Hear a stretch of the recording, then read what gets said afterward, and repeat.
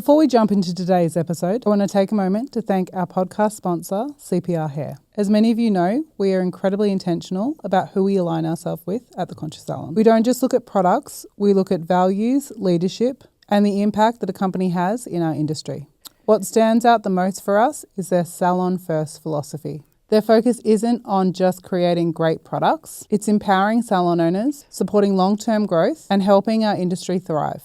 They offer education programs, events and professional development, and everything they do is designed to support the success of everyone in your salon. CPR is family owned and family run for Australian hair by Australian people. Thank you to CPR Hair for making this episode of the Conscious Salon podcast possible. All right, salon owners, listen up because you guys have been begging us to do an in-person event. If you've been stuck in the day-to-day of your salon, constantly putting out fires, carrying the team, and wondering when you'll finally get time to work on the business, then our event, Off the Floor, is for you. This September, we are bringing a small room of 36 salon owners together on the Gold Coast at the incredible QT Hotel for 2 days of real conversations, practical strategies, and the kind of easy-to-implement tools that will actually change the way that you lead your business. Our team at the Conscious Salon will be teaching leadership, nervous system regulation, and, of course, our signature meetings, alongside our friend and accountant, Kate Slater, who is a numbers coach and a certified tax accountant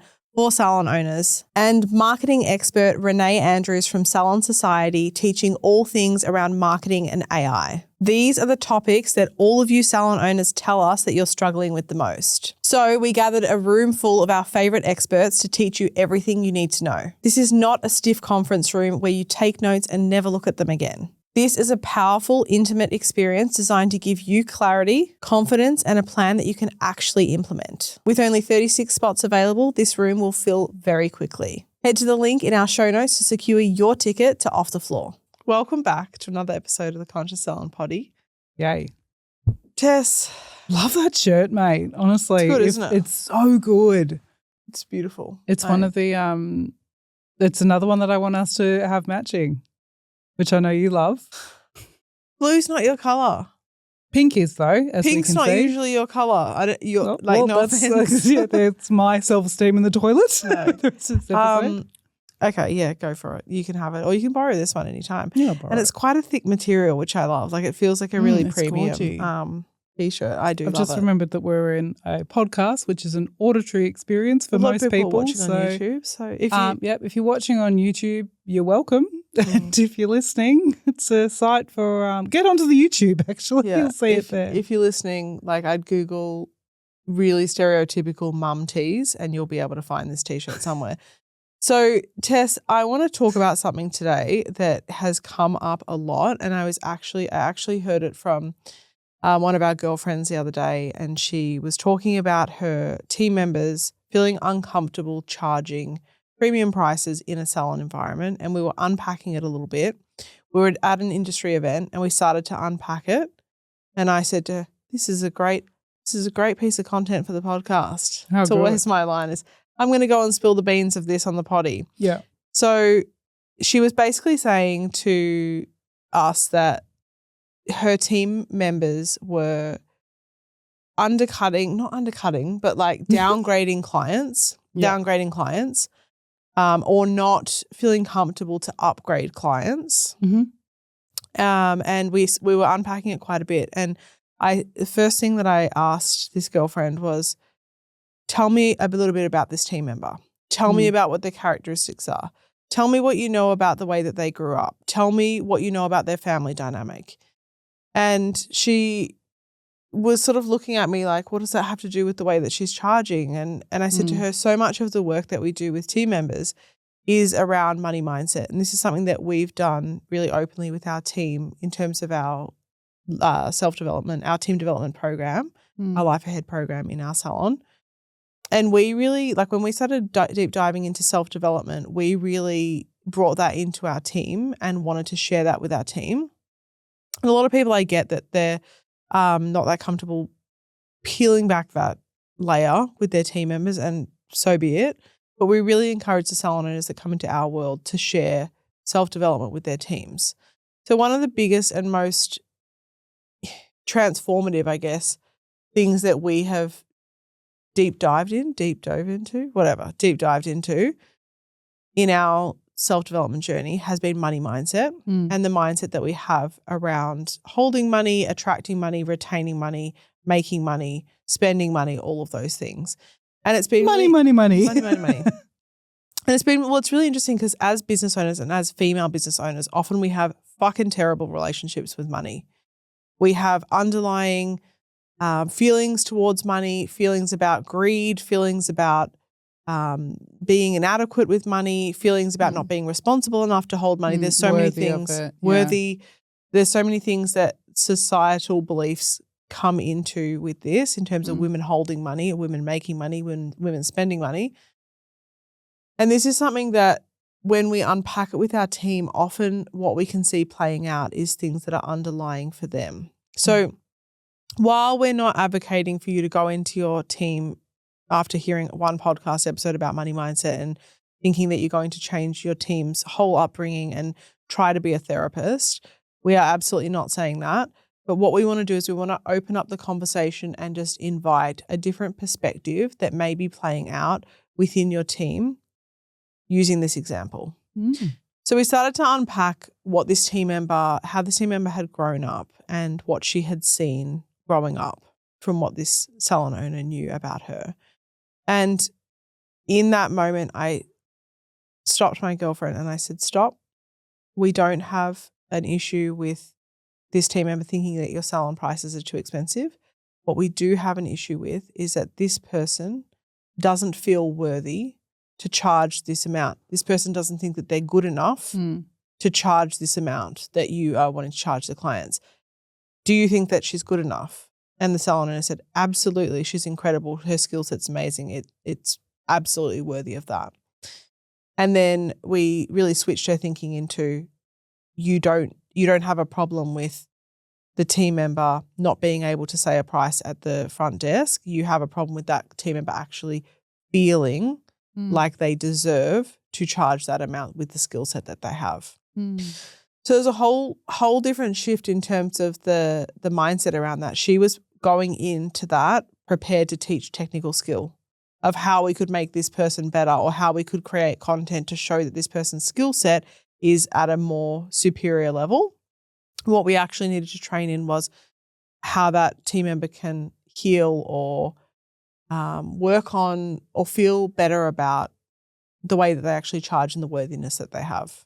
What do you think about this? How have you seen this play out? Yeah, I mean, I think this is something that plays out a lot, even from my own experience with this of for a long time I used to have the running belief that I was bad with money. I didn't know how to hold it, respect it, and Mum would say I'd burn a hole in my pocket. I'd get it and spend it. And, I'd also started working when I was 15. I was working full time. So I had a lot of, I was earning about $5 an hour, but, at that time I was working full time. Well, you were the only person that would have been getting several $100s in a paycheck each week. Yeah.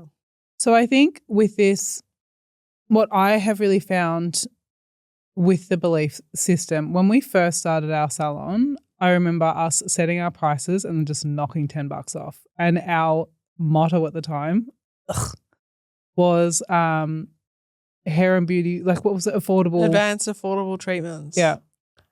And that was one of the things. And I remember saying to clients, you just don't need to charge an arm and a leg. Now, I had no fucking idea because I hadn't done any costing, profits, any understanding of what was happening. We just did the old, we'll just do a quick gauge of what everyone on average is spending and take $10 off and everyone will come and see us. And we did get a huge influx of clients, but we weren't profitable. We weren't making any money. And the types of clients that we were working on were not ones that would constantly keep pushing on that thing of not being worthy, keep feeling like I was greedy if I was charging them full price or, so I do things like a full head of foils but only charge them half because I'd feel like, this way I'll keep them. And if I keep them happy, they'll keep coming back to me.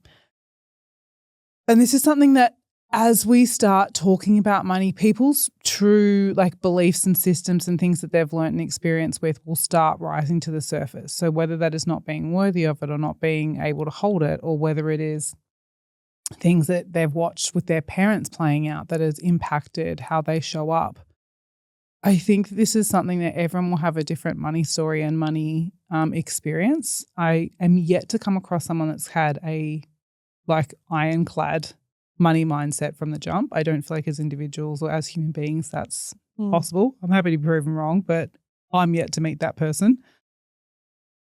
But one of the things that we can really see from this is really two ways that this can go. We can coach and we can support and we can give phrasing and we can give role playing and we can do all of the work on it. If that doesn't change, there can be a belief that's playing out that they're not acknowledging, or there can be almost a decision of like, I can't do that. So then we need to also have potential opportunity to have a conversation of saying, I see where you're at. However, this is not sustainable for the business. And this is something that we also see play out with salon owners and their teams when they're bringing this sort of stuff in. Mindset's one thing, but behavior and continuous of like staying in that and not moving through it and not trying or even like being open to trying something different, that's going to be a problem for you. And I think with when you're bringing this in, when you said to this salon owner, what's her like relationship with money? What did she see growing up? What do you know about her dynamic with money? You can really tell pretty quickly about whether it's a belief that's playing out that they're wanting to shift on it, or if it's almost like a conscious decision with it of being like, this is my limit, this is where I'm at, and it's not moving on that. Absolutely. I think the other thing to note as well is that we are an industry that is made up of mostly empathetic people. So so many empaths go into the hair and beauty industry because they want to go that, you know, you go into an industry that is about serving other people. You have to have a level of people-pleasing tendencies in that. That's the job. A lot of it is pleasing people. So even those people-pleasing tendencies, thinking if the bill is not as big for a client, maybe she'll like me more. Maybe they will connect with me more. Maybe they'll request me again. Maybe they'll think I did a better job.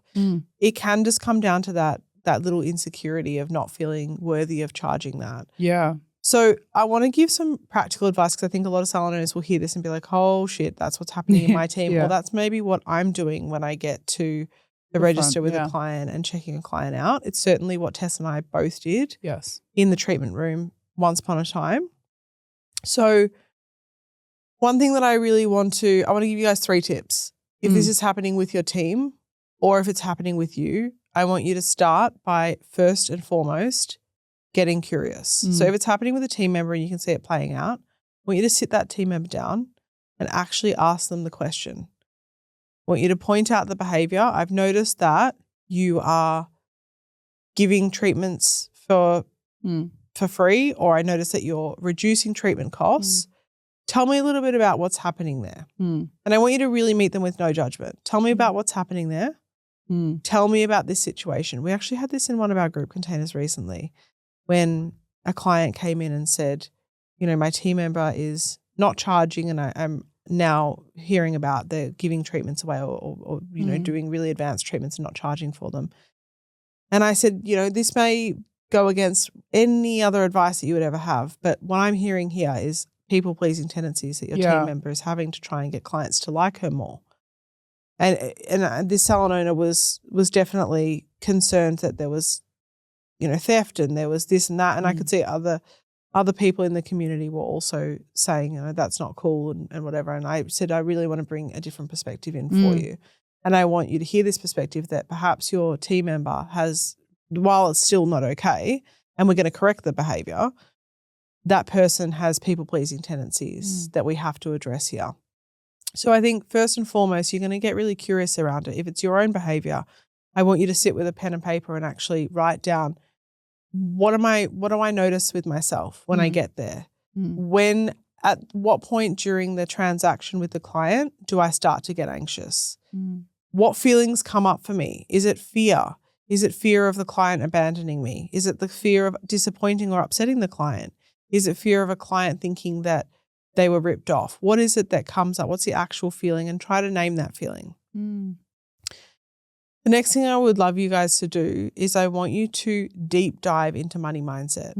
So this is not a one and done thing. I work on my money mindset literally every single day. And as someone who has 3 businesses and holds a lot of money responsibility for a lot of people, I work on my money mindset every single day. So a couple of things that I can recommend, there's heaps of different money mindset podcasts, but if you're a book reader or if you're an audiobook girly, read the book, Good with Money. It is written by a millennial woman for millennial women to help you to heal your relationship with money. As I said, if you don't read, just get the audiobook and listen to it, but binge it. I have read it 7 times and I probably more than 7 times. And I get something different out of it every single time I read it. I love it. It completely changed my relationship with money. I think a third thing that you can do is to educate yourself as much as possible on money and what your relationship with money can do. And you can pass this information on to your team as well. Do you want to throw something in there of what you want to recommend? I think the most important thing with this is working out when you start getting curious with someone and you start breaking this down. For me, the most defining moment was when I was actually able to identify why I believed that I wasn't good at money. Was it something that was told to me? Was it something that I'd heard? Was it something I'd created with myself? Why did I keep going back to that? And I think the biggest exploration that you can do with someone that's open, like people have to be open to do it. There will be people in your team who just will not be open to doing that. There will be people who will always do a, half head of foils and then just chuck a couple down the bottom just to get the client through. That client will not have a full head of foils for years because she's always getting just those couple down the bottom. God, yeah. This is something that I feel when we actually start identifying, getting curious, like we can change what we acknowledge. So if we are actually getting curious about not just the belief, but why that's come up, why that is happening. Like for me, a large amount of it was not just what I was telling myself, but because I would have different inputs of people telling me that like, God, you spend a lot of money. And that started building up, or like that's burning a hole in your pocket and X, Y, and Z. I started truly believing, well, it's like literally that thing of like, well, may as well like go with it anyway. Like I once had a boyfriend that used to say that I was fat and I was like, I'll show you fat. I gained 30 kilos because I was like, well, he thinks I'm fat anyway, so I may as well fucking eat what I want and sit on the couch. And who's laughing now? Totally, bitch. But I think with this, it can be like if you find the evidence as to why you believe or feel, why your team member is behaving or doing the thing that it is, 9 times out of 10 when we do this with teams and other people's teams, when we actually sit with people and get them to identify why they feel what they feel about themselves or why this story is playing out for them, it will come up from something they've either seen from someone else, like witnessed it, they've had told to them, or they just have this inner belief of I'm not worthy, I'm not enough, I'm not X, Y, and Z. When they identify that, they can heal it. If we keep sitting in the unknown of it or the like ignoring of it and just like, this is how I'm going to be, that then becomes a choice. I think it's paramount for people to identify if this is playing out, get curious about what's coming up, as you said. Like ask questions, but find the reason that this is happening. Find where this has come from. Because if we find that like start point, we can go back to it and start unlearning it or doing differently. It's a process. It's going to be hard. You're going to have to work at it. But that's where I believe true change can happen, is identifying the reason as to why that behavior or belief is playing out. Absolutely. Amazing. Thank you guys so much for listening to another episode of the Conscious Salon podcast. Love you guys. Stay conscious.